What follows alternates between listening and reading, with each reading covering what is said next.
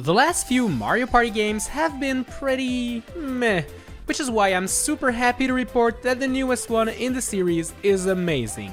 Mario Party Superstars is a love letter to the series, bringing back 100 of the best minigames from Mario Party 1 to 10, and making those minigames look and play better than ever.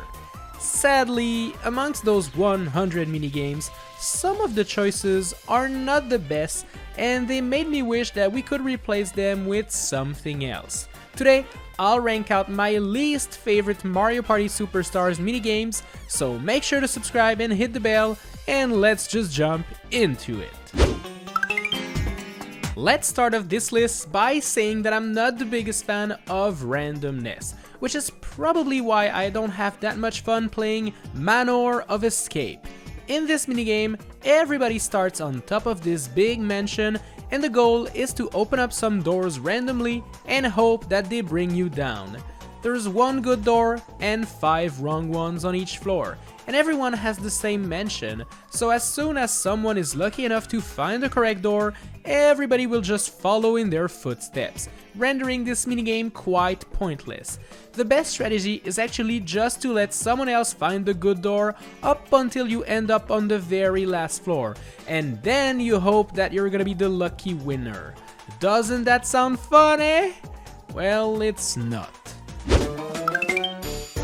Do you know what the difference between the Mario Party minigames and WarioWare's microgames is? The duration. Usually, you can expect minigames to last about 30 seconds or more, while the microgames usually end up taking 5 seconds or less to clear.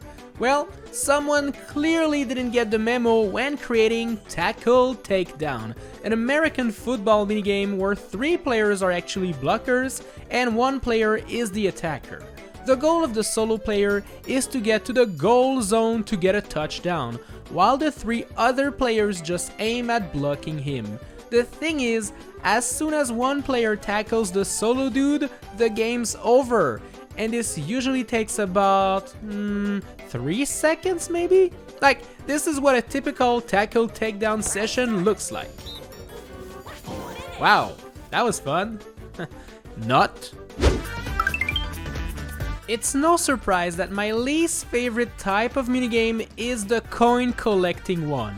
Simply put, in those minigames, the goal is to collect some yucky coins, and basically everyone's a winner.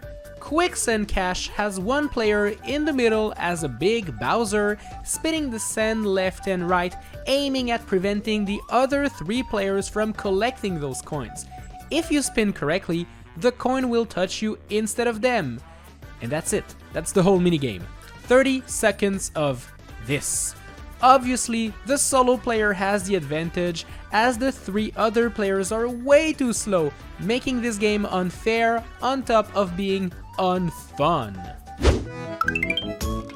Look, Mario is no stranger to sports games. Mario Tennis, Mario Baseball, Mario Soccer, Mario Basketball, blah blah blah blah. Some of these games are quite fun, which is why I see no point to having a minigame like Chip Shot Challenge, which is basically a bad version of Mario Golf.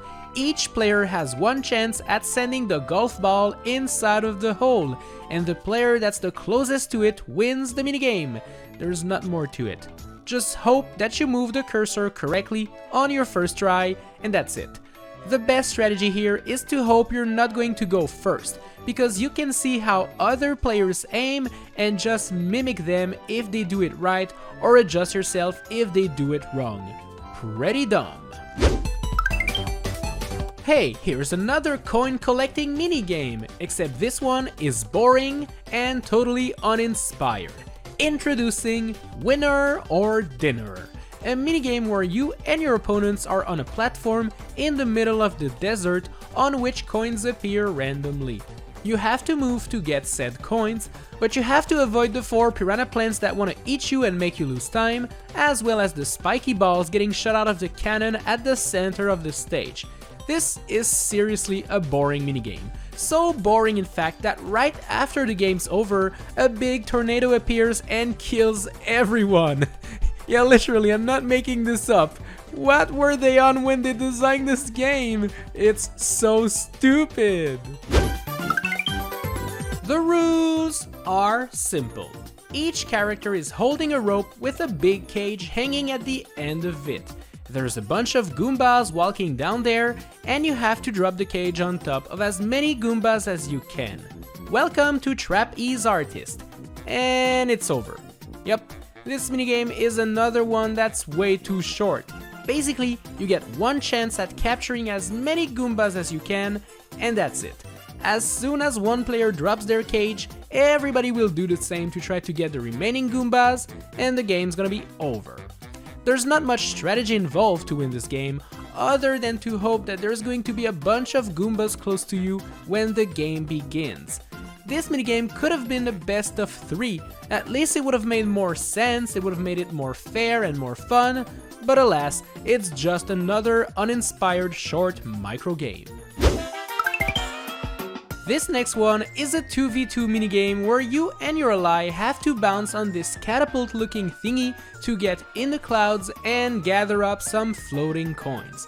Each player gets 2 bounces each, and usually if you and your ally are smart enough, you can easily collect all of the coins, rendering this minigame worthless.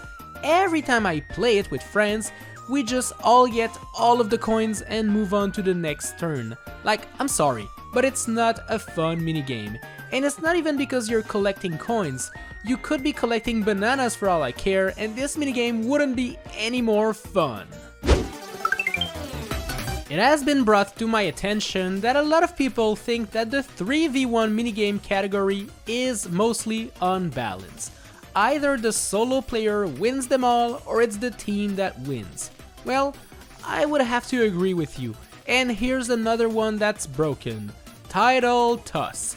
In this game, the team of 3 has to stay on the watery platform, while the solo player in the middle has to do ground pound attacks to create some tidal waves meant to kick the other players off it. And to be fair, if you're creating the waves, this is going to be a total joke. Even if the other players are just a bit good at it, you can easily fool them by creating a tiny wave followed by a big wave. And usually this is all that is needed to win. And if you're playing this game against the CPUs, well, get ready for an easy victory. I don't feel like my list is controversial so far, but this next pick might be. I told you at the beginning of the list that I'm not the biggest fan of random minigames. I get it, Mario Party is a board game and it's actually full of randomness. The dice roll, the star location, the event spaces, and so much more. But when it comes to mini games, I want the most skilled player to win, not the luckiest. And that's exactly my gripe with Bowser's Big Blast. Basically, this big Bowser head is a ticking bomb, and all players take turn pushing one of those levers, hoping that the bomb doesn't blow up in their faces. That is all there is to it. There's no strategy involved, it's just pure luck.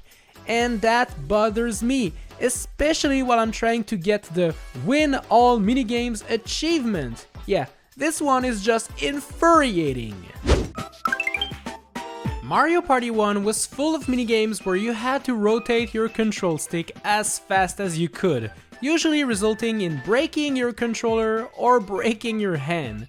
Well, surprisingly enough, Nintendo brought back some of the joystick rotating minigames, although they now provide you with a warning telling you not to use the palm of your hand. But trust me, if you want to win Castaways, you're going to have to do just that. This minigame is dumb. You have to flick the joystick to throw a fishing hand onto a coin, money bag, or chest, and then you have to rotate the stick to bring it back. But the timing is really precise and I just cannot throw my line in the middle row no matter what I do. What I'm trying to say here is that this minigame doesn't work. It forces you to burn the palm of your hand and it's just plain boring. Plus, you have to collect coins, which is really cringe. Alright, well, these minigames were not the best, eh? But thankfully, Mario Party Superstars is a phenomenal game and it contains some of the best minigames ever. I posted a list of my 10 favorite minigames from this one, so tap the card on screen somewhere to go watch it right now. And if you did already, well, you're cool. I like you. But anyways, I'll see you in the next one. Bye bye!